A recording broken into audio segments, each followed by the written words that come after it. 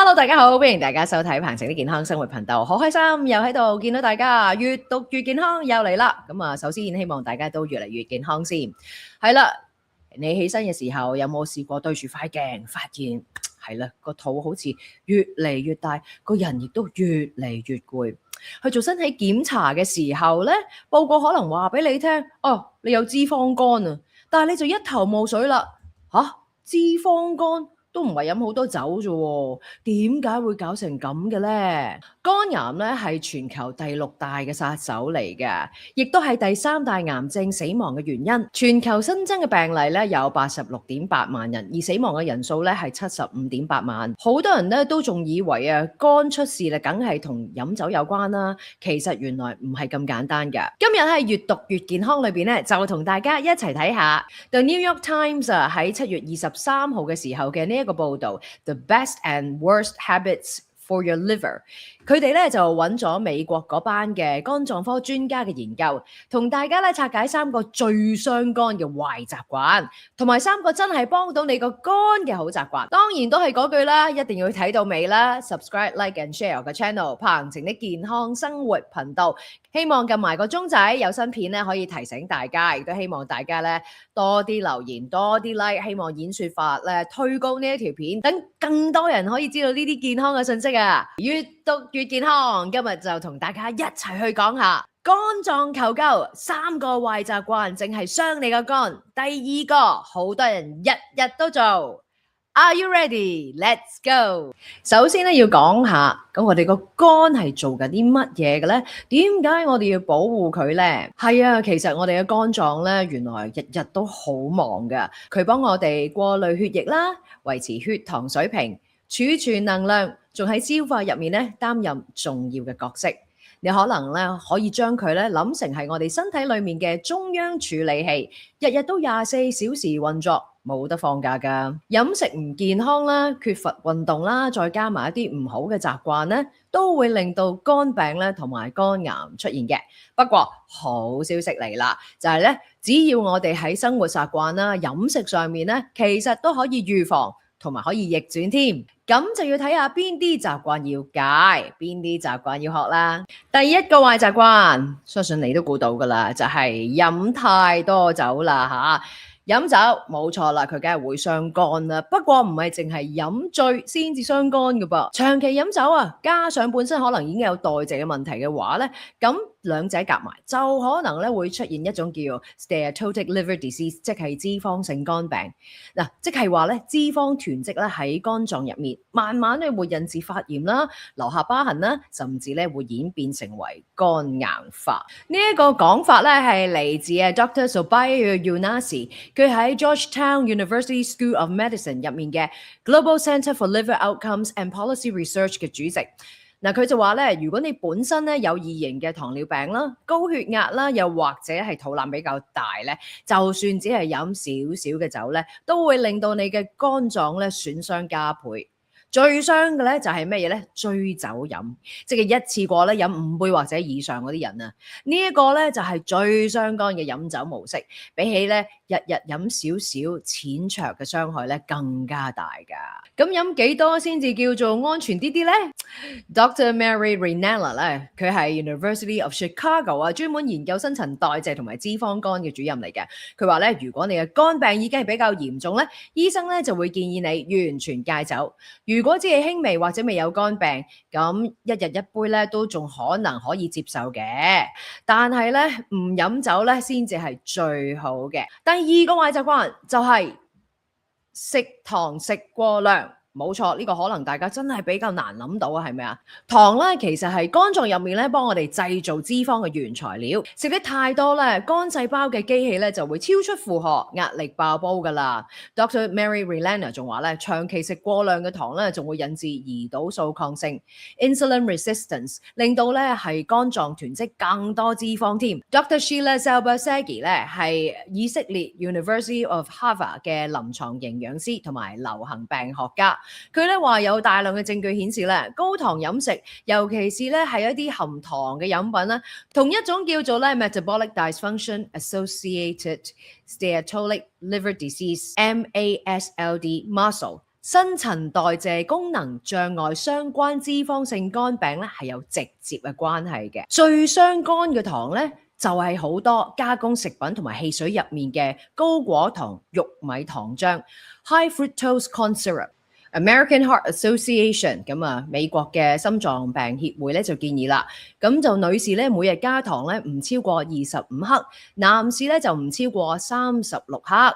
Dr. Selbesky 咧都話啦，可以有時咧都食一塊蛋糕仔嘅，但係咧有糖嘅飲品咧最好要戒啦，因為好容易咧養成習慣，而我哋根本其實咧就唔需要嘅。第三個壞習慣就係靠排毒補充品嚟到清肝，係咧。第三個，我相信好多人都可能都試過，我自己都試過嚇。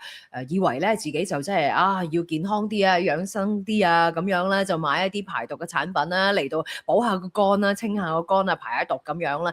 但係原來咁樣咧就真係啦，排唔到毒，分分鐘咧就令到我哋肝臟咧就係中伏啊。Don Anderson 咧佢係 Virginia Commonwealth University 嘅臨床營養師嚟嘅，佢話病人咧其實咧成日都話係啦，肝臟要排毒啦、detox 啦嚇，咁用一啲嘅排毒嘅補充劑，譬如好似咧奶計 milk Thirsto 同埋咧蘑菇咖啡 mushroom coffee 呢啲補充品，但係事實咧呢一啲未受規管嘅產品，基本上咧就冇證據證明咧對肝臟咧有實際嘅幫助嘅。Miss Anderson 咧就話啦，我哋嘅肝臟本身咧已經係身體嘅排毒系統，根本就唔需要額外嘅排毒。而更甚嘅係咧，呢啲產品如果成分不明，又或者某啲份量過多嘅話咧，反而可能會傷肝添啊！所以咧唔好亂咁買嗰啲咩護肝丸啊、排毒茶啊等等。我哋嘅肝臟咧已經24小時幫我哋排毒啦，根本就唔需要咩外力去幫助。如果你真正真係想護肝嘅話咧，咁不如留翻啲錢係啦。除咗咧就係買 Super Thanks 俾我之外咧，咁就不如咧做多啲實際嘅嘢。咁係啲乜嘢咧？一陣間話俾大家聽。仲有，如果你對某一啲嘅補充品咧係有疑問嘅話咧，一定要去問醫生啊，唔好自己亂咁買。好啦，講完3個壞習慣要大家戒，你心裏邊可能都會諗啦，咁點算啊？我要做啲咩先得啊？唔使擔心，依家咧就即將同大家講下3個好習慣。嗱，記住啦，第一個習慣就係運動同埋維持健康嘅體重。呢一個好習慣，運動同埋減重。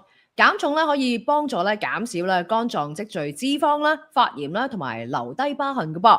喺研究當中咧，數字話俾我哋聽啦，體重咧只要減少3%咧，肝臟嘅健康指標咧已經有改善。如果咧想逆轉咧，已經係留低疤痕嘅肝臟咧，就需要減少咧係10%或者以上啦。近年好紅嘅 GLP-1 藥物咧，譬如 Wegovy 咧，已經獲得批准咧，用喺治療比較嚴重嘅 muscle， 即係頭先講過啦，新陳代謝功能障礙相關嘅脂肪性肝病啦。Dr. Saggy 咧就話佢係真係可以改變呢一個遊戲規則，一個 game changer。但係佢都提醒呢一類藥物咧，一定要配合運動，特別咧係一啲重力嘅運動，因為肌肉流失咧，反而咧會令到呢一類型嘅病情咧會惡化。咁具體要做幾多運動咧？Dr. Saggy 咧就建議啦，每個禮拜至少150分鐘大氧運動啦，加埋每個禮拜2次重力訓練嘅話咧，可以有效減少腹部脂肪啦，同埋胰島素抗性㗎。150分鐘嘅大氧運動，可能你會話我冇咁多時間喎，咁你咪行多啲路咯。每日至少咧就係30分鐘，係啦，快步咁行，快啲去追巴士。都係有氧運動嚟㗎。重力訓練咧唔一定要去 gym 嘅，自己屋企做都得嘅。買啲細細啲嘅啞鈴啊，啲彈力帶啊，甚至乎屋企做下掌上壓，用你自己身體重量一啲 body weight 嘅 exercise，每個禮拜2次都算數㗎。如果你係食緊呢啲 GLP 嘅藥物嘅話，咁記住啦，唔好淨係食藥啊，要配合埋運動咧，咁先至更加好嘅。第二個好習慣就係地中海式飲食加埋咖啡。冇錯啦，呢一種飲食咧，我相信大家咧都一定有聽過噶啦嚇。佢咧就係以新鮮嘅蔬果啦、魚類啦、豆類為主嘅，含豐富嘅健康脂肪。研究證實啦，可以減低心血管疾病風險。而心血管病咧，正正就係患有非酒精性肝病人士嘅頭號死因。地中海飲食嘅飽和脂肪含量低啦，而飽和脂肪我哋通常都係喺紅肉啦、乳製品啦同埋棕櫚油入面見到嘅，就係會增加我哋肝臟嘅脂肪。但係專家都明白嘅，地中海飲食嘅好，唔通日日都去地中海，日日都地中海飲食咩？咁所以咧 Don Anderson 都話咧，其實咧你唔需要放棄你自己嘅家鄉菜嗰種做法嘅，可以喺我哋平時傳統飲食入面咧加入一啲地中海式嘅飲食方法，例如加多啲蔬菜啊、魚啊、豆類等等，微調都可以噶啦。蛋白質方面咧，佢就建議啦，多啲食魚啦，食一啲嘅白肉啦，減少肥膏啦，同埋紅肉。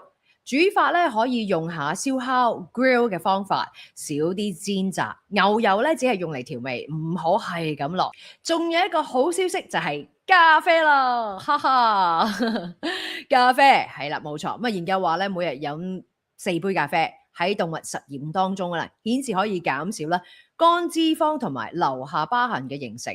喺人體研究亦都發現咧，同較低肝硬化嘅風險咧都係有關嘅。實際嘅做法可以點做咧？喺我哋飲食裏面啊，一個星期可以2至3次啦，將我哋啲紅肉咧就變成魚啊或者係白肉啊等等，鯇魚啊等等都可以嘅。煮餸嘅時候盡量咧就係清蒸啦，或者係 grill 啊等等啦。牛油咧少少地好啦。中意飲咖啡嘅朋友咧，一日最多係4杯，咁啊對個肝臟咧可能係有幫助。但係記住個大前提咧，就係唔加太多嘅糖同埋奶，唔一定咧要跟足呢啲地中海飲食嘅方法，可以喺我哋傳統嘅飲食當中咧就係微調嘅，加蔬菜啊、豆類啊、魚類啊等等，其實都已經好好噶啦。第3個好習慣就係定期身體檢查，千祈唔好拖啊！